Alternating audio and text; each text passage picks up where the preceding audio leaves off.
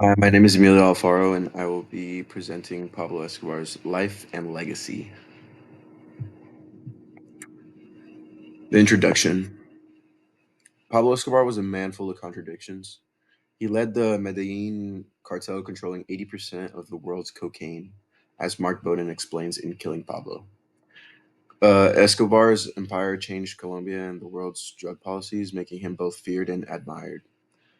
The documentary Pablo Escobar, King of Coke, shows how his influence went beyond crime, affecting Colombia's economy, even the society, and global relationships as well.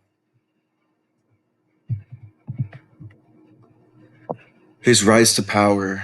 Escobar started small, committing minor crimes, but he quickly rose to build one of the most powerful drug cartels ever. He grew his empire using bribes and violence, as explained in June's Colombia US relations and drug policy.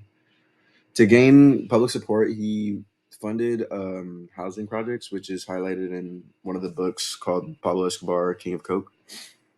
These efforts made him popular among Medellin's poor, earning him the nickname Robin Hood.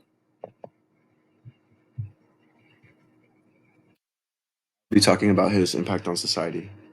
Pablo Escobar's effect on society was complicated. On one hand, he built homes and supported the poor, as Gary Leach describes in Beyond Bogota. But on the other hand, his actions caused chaos.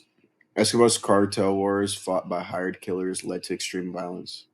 Stephen Dudley's Walking Ghosts explains how Escobar's ambition destabilized Colombia, causing thousands of deaths and a national crisis.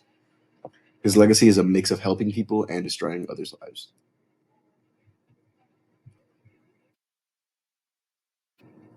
Now I will be talking about the war on drugs.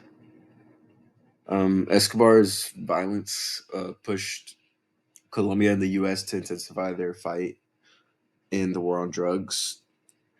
As Mark Bowden describes in Killing Pablo, extradition treaties and the DEA's involvement made the battle against Medellin cartel even more serious.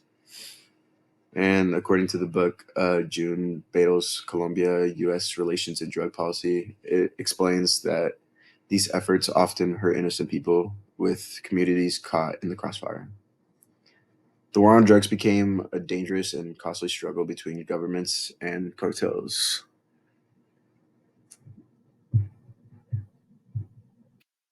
His Now I'm going to be talking about his death and legacy. Pablo Escobar's death in 1993, documented in Killing Pablo, ended his control, but Colombia's problems didn't stop. Gary Leach Beyond Bogota shows how new cartels, like the Cali cartel, quickly took over. And in one of the research highlights how shows like Narcos have made Escobar's life seem glamorous, complicating his legacy. For many Colombians, Escobar represents a painful chapter that still shapes their society today. And yes, he did help a lot of the poor people, but most of the people nowadays look at him. Yeah, he was a figure of for the poor, but he also destroyed the country.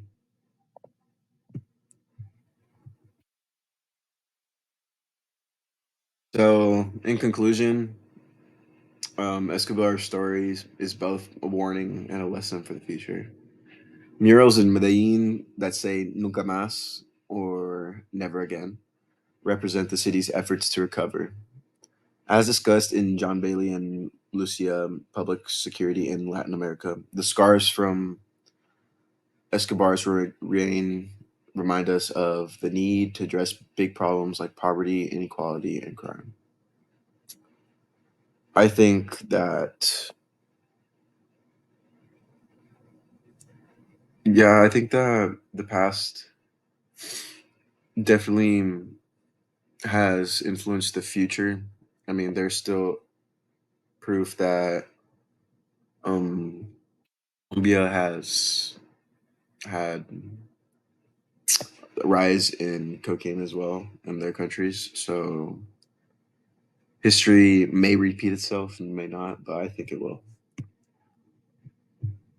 And now this is the bibliography. Here are all my sources. And yeah, that's my presentation. Thank you so much.